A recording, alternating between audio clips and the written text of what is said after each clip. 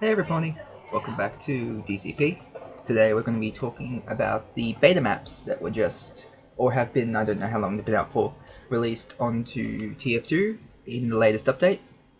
So I'm going to talk about the map Asteroid and the game mode you can play there.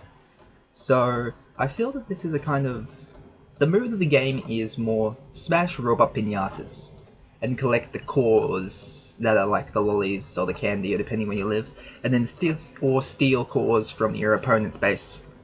It's pretty simple, just smash robots while protecting your own robots. It's quite fun, I think.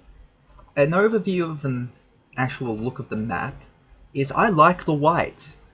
If you look on the ground, you can see that there's reflective 30, 50, 70% on it, and I frankly don't like the idea of the ground being reflective and shiny. To me, the TF2 color has always been about the teams, so the white fits in great with the outlook.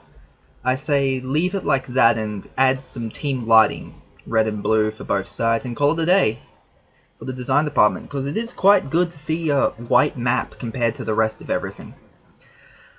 I like how the colors work, it's so minimal, with just the color of the teams, exact items, to really tell where you are on the map. The design of the pinata bots, which I've decided to name them, is great, with a feel that fits in pretty well with how TF2 looks. They don't look like something out of Greyman's army of money-burning robots, but look like something you would find floating around, possibly Manco or whichever company is building these moon bases, if they are in fact moon base.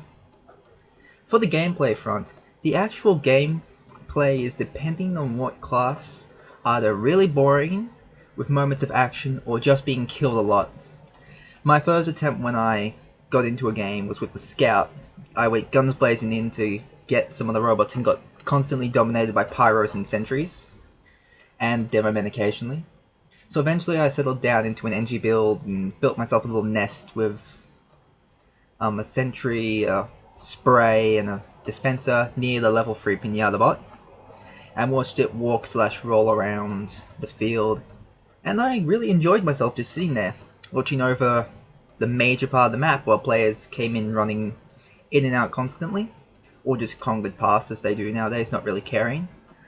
When I did travel around the place, getting lost was easy.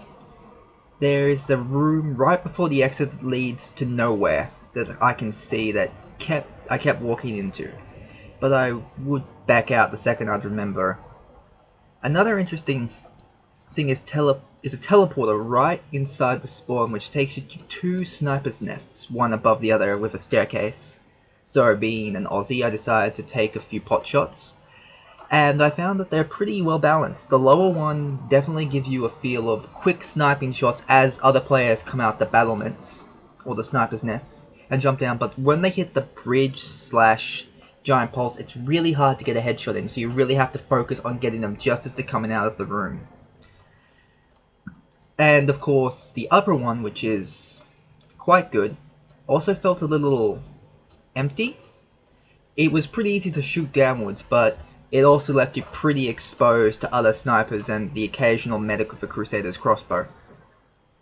The rest of the map may get away with being well set out. They've got vents, they've got small accesses, one-way doors. It really makes you worry, and the laser field of you have to stop-start movement is really good. So my overall feelings to sum it up this beta is I spent half my time in a nest, so I can't really give you a feel of how gameplay is except for the quick jumps and constant dying. And healing the odd teammate, shooting the odd scout, that's really what I got to do.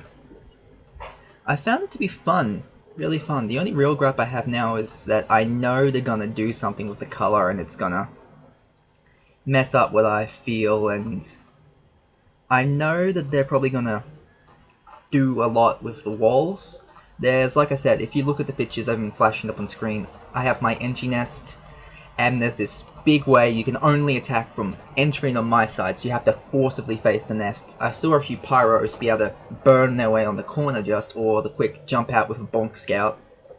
and then draw the sentry's fire while you hit it with rockets. But I get the feeling they're going to remove that wall or just make it a place where you can't build a sentry. Also, another thing I feel that would be a good thing, but I realise why they'd leave it out, the ability for engineers to repair the robots. They really do get damaged, and it feels like something you would be able to do as an engineer with metal. But I guess that would lead to NG spamming. So that's it for today's review. I hope I haven't dragged this on too long, and I'll see you guys next time.